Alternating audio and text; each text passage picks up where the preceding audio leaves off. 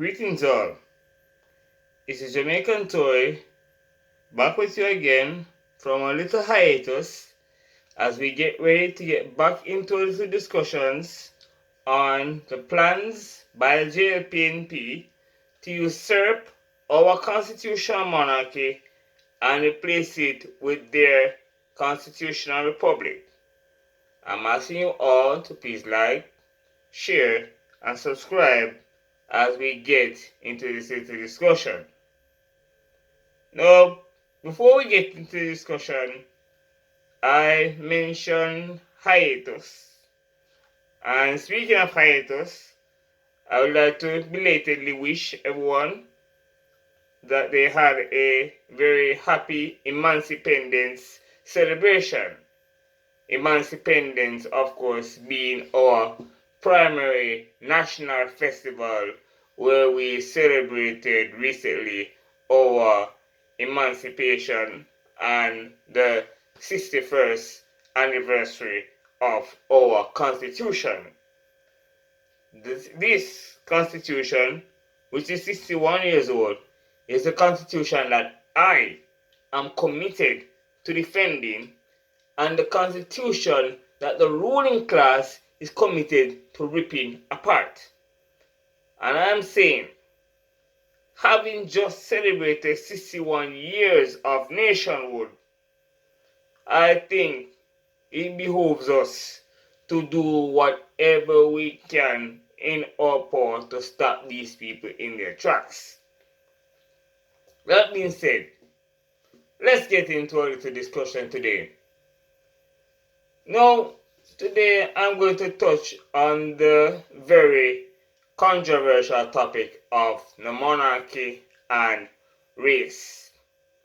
Yes, I know. Persons would ask me, why would I touch that thing with a 39.5-foot pole, as the British song goes? Why would I do that? Well, given us how we're just coming out of the festival period, and we know that, issues of, national pride and racial pride and what it means to Jamaican, what it means to be Jamaican, all these things are coming to the fore as they do every year around this time. So I think, why not get into it? So, as far as race is concerned, there is often this perception out there, and this perception, by the way, is not real. It was entirely invented by the enemies of the crown, talking about how the monarchy represents quote-unquote white supremacy. Now, this argument is one that has never been espoused by the royal establishment, never been espoused by monarchists or supporters of the monarchy. It is opponents of the monarchy that espouse this philosophy, and they do so for their own political gain. Now, I'll give you an example. I was reading a story a few weeks ago talking about how persons perceive certain skin tones or skin colors or that sort of thing. Because we don't necessarily have a racism issue in Jamaica. We do have a colorism issue in Jamaica. We must acknowledge that. And the article was talking about the whole colorism issue and also talking about the phenomenon of persons bleaching their skin to get, a lighter pigmentation, or persons who change their hairs in ways to look more European. And the argument that this person made is that when we get rid of the monarchy, then we will have more black pride and we will see a lessening of skin bleaching and all of that. No, people, think about it logically. What does the changing of one's skin color and the changing of one's hair texture have to do with our constitutional structure? The clear and obvious answer is nothing. They are completely unrelated. But yet, persons with an agenda want to blame Queen Elizabeth and want to blame King Charles because some persons are not very, comfortable with the way they look. That's very disingenuous. Take me, for example. As you can clearly see, I am of African descent. And yet, I am also a devout monarchist. Would they then look at me and say that, as a person who looks the way that I do, then I don't have any racial pride because I don't support their political ideas? As a matter of fact, that's exactly what they'll tell me. They will tell me that because I support the monarchy, because I don't want to join their Republican regime, then I am quote unquote some sort of a race traitor. I've heard that before. Now, why do I bring this up? But the matter is, it is true. We do have some cultural issues to work out as far as our views on race is concerned. And don't get me wrong, I'm all for African pride, black consciousness and all that. I have no problem with any of that. What I do have a problem with, and I keep saying it over and over again, is a presidency and a republic. That is my issue. Because I have seen too many times where republics are an inferior form of government to a constitutional monarchy. And because of that, I will not support a republic. Doesn't necessarily mean I want to change my skin color to white. Doesn't necessarily mean I want more curly style European hair, even though it's shaved right now, but when it's grown, it's clearly very African. It doesn't mean any of these things. Simply because I am a monarchist.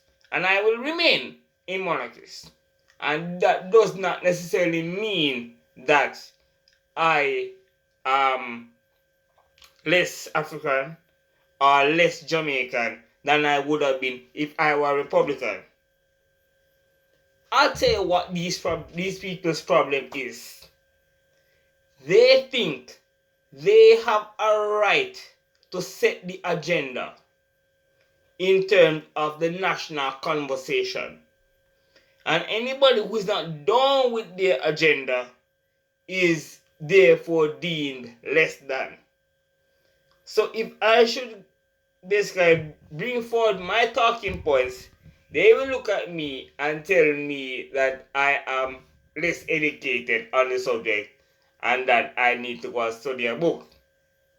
But if I should bring to them the attention of things, for example, the Statute of Westminster or the Declaration of London or other documents, both within Commonwealth jurisdiction and in our own Jamaican jurisdiction, that clearly defines Jamaica as a sovereign state within the context of our constitutional monarchy. They don't know these things.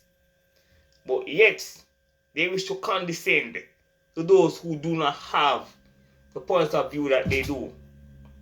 And the same thing that they do with this racial argument, where they try to put forward a racial context as to why we need to become a republic. And that is an argument we must reject. Because at the end of the day, monarchism and republicanism has nothing to do with race, with skin color. It is just your idea of how you think a state should be formed. And the fact of the matter is, we have had black monarchies in history, we have had black republics in history, we have white republics in history, white monarchies in history. That is just the way history works. So why is it that some persons think that they have a right to dominate the conversation based on their own ideas of what they think racial pride is or racial pride should be? They have their own views of racial pride, and that's fine. I have my own views on racial pride. For example, I personally think that a lot of African countries would be better off under their traditional monarchies. And they're not very far from that either. Look at countries like, for example, Nigeria, that has the, no, not Nigeria, sorry, Ghana, that has the Ashanti monarchy. Or Uganda, who has the Kabaka as the traditional ruler, even though they have a republican national government.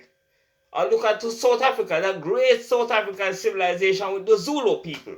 Yes, the Zulus are citizens of South Africa, but they also have a national, not a national, a traditional monarchy, even though it's on the subnational level, right? So in other words, then, I personally would support the restoration of every single one of these monarchies, African monarchies. And of course, behind me, where is it? Behind me is the imperial banner of Emperor Haile Selassie, one of the greatest African leaders of our time. A black man and also a monarchist and a staunch ally of a royal family. So therefore, this whole idea of persons using race and black consciousness as a means to push forward their own agenda. You know what that tells me? It tells me that really and truly these people don't really care about the racial elements. You know what they remind me of? They remind me of, and I'm sorry to say this, but I'm going to say it, the Democrats in the United States who use race as a political beating point, but yet at the same time, when it comes to their policies to actually help black people, it's rather lacking. If you don't believe me, just look at the way how they run their cities. Places like, for example, Detroit and Chicago and all the other places where you have black majorities, all run by Democrats. And yet at the same time, look how dilapidated the state of their jurisdiction is. And these are the same people who claim that they love black people and want to care for black people. Again, this isn't a rant about Democrats or Republicans, because in my view, as a monarchist, there are Republicans. Not big R Republicans, but small R Republicans in the Commonwealth. And there are Republicans. Because our thing over here is, if you're not supporting the monarchy or any monarchy, you're a Republican. I don't care what label you want to give yourself, whether it's PNP or JLP or Democrat. Give yourself whatever labels you want. You're all Republicans in one way, shape, or another. And these people use a feigned love for black people or for the African population or African descended people as a means to push forward their political agenda. So they push the false narrative that the monarchy is inherently racist. And what they use as a justification for this is the fact that centuries ago the empire existed and there was slavery. And to be honest, there's no word that can ever justify the cruel atrocity that took place in the era of slavery. And I'm not here for that. What I am here to say, however, is that when it comes to the whole matter of slavery, it's not necessarily a feature of monarchism per se, because if we look at American history, they continued slavery long after they got rid of the monarchy. What's their excuse? The queen was holding them down? What queen? They got rid of them. So, when we look at the arguments, we have to examine them in context. When somebody is going to come and tell you that if we become a republic, if we have a president, then that automatically means that we have more black pride. So, let me ask a question. For the last 60 odd years, as an independent country, every single royal power, royal prerogative has been exercised by a black Jamaican. Are you going to tell me that only when those royal powers become presidential powers, all of a sudden it becomes more about black pride? When the person who is exercising it is still a black Jamaican? What is the real point that they're trying to make here in using race as a beating point? It is clear what their agenda is. And the agenda is not to look out for black people. It's not to look out for the Jamaican people. It's just another smoke screen for them to gain more and more power for themselves. The last refuge of a scoundrel. That's all it is. When they can't make any credible points, they make up points. And they make good selling points. But if you're listening carefully, and if you're paying attention, you will see the nonsense. And when you see the nonsense, then you'll be able to make an informed decision. A decision that is in the best interest of our country and our people.